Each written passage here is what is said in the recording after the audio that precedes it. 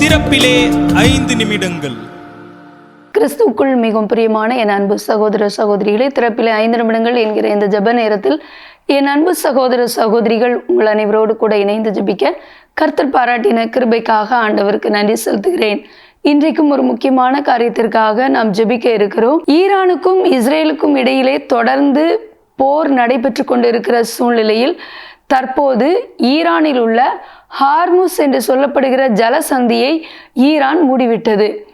இதன் வழியாகத்தான் ஆசிய நாடுகளுக்கு கச்சா எண்ணெயானது கப்பல் மூலமாக எடுத்து செல்லப்படுகிறது.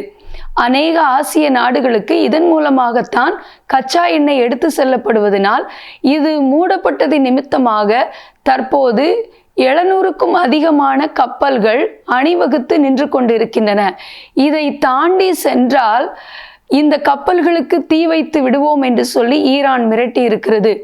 ஆகவே தொடர்ந்து இது நிமித்தமாக கச்சா எண்ணெய் ஒவ்வொரு தேசத்திற்கும் எங்கெல்லாம் கடந்து செல்ல இருக்கிறதோ அவைகள் எல்லாம் அந்த இடத்திற்கு கடந்து செல்ல முடியாதபடிக்கு தடை செய்யப்பட்டு கச்சா எண்ணெய் தட்டுப்பாடு ஏற்படக்கூடிய ஒரு அபாய சூழ்நிலை ஏற்பட்டிருக்கிறது.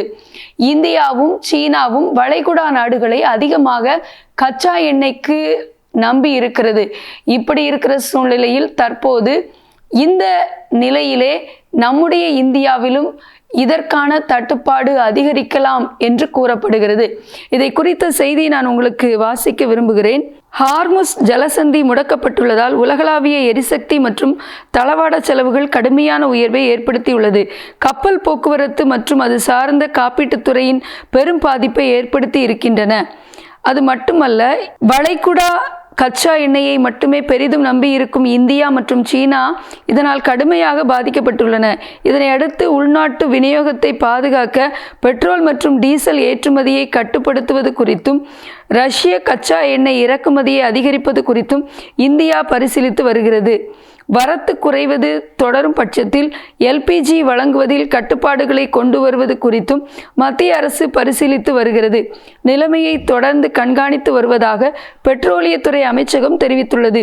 இந்தியா தனக்கு தேவையான எல்பிஜியில் 80 முதல் 85% இறக்குமதி செய்கிறது. அவை மொத்தமாக வளைகுடா உற்பத்தியாளர்களிடமிருந்து ஹார்முஸ் ஜலசந்தி வழியாக வருகிறது. ஆகவே புதிய சரக்குகள் நிறுத்தப்பட்டதால் தற்போதைய இருக்கும் கையிருப்பு 2 வாரங்களுக்குள் குறைவாகவே இருக்கிறதாக அதிகாரிகள் தெரிவித்துள்ளனர். என் அன்பு தேவனுடைய பிள்ளைகளே, தொடர்ந்து நடைபெற்று கொண்டிருக்கிற இந்த போர் நிறுத்தப்பட வேண்டும், இந்த சூழ்நிலைகள் மாற வேண்டும் என்று பாரத்தோடு ஜெபிக்க போகிறோம்.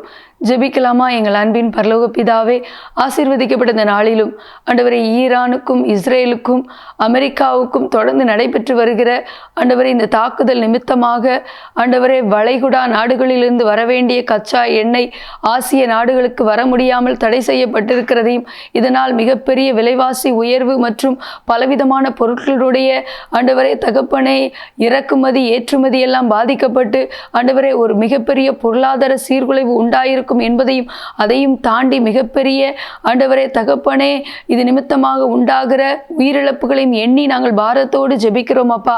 இது நிறுத்தப்பட்டு சூழ்நிலைகள் மாற ஒரு சமாதான சூழ்நிலை உண்டாக ஜெபிக்கிறோம் அப்பா. எங்களோடு ஜெபத்தில் நினைக்கிற எல்லா சகோதர சகோதரிகளையும் ஆசீர்வதிங்க இயேசுவின் நாமத்தில் பிதாவே, ஆமேன்.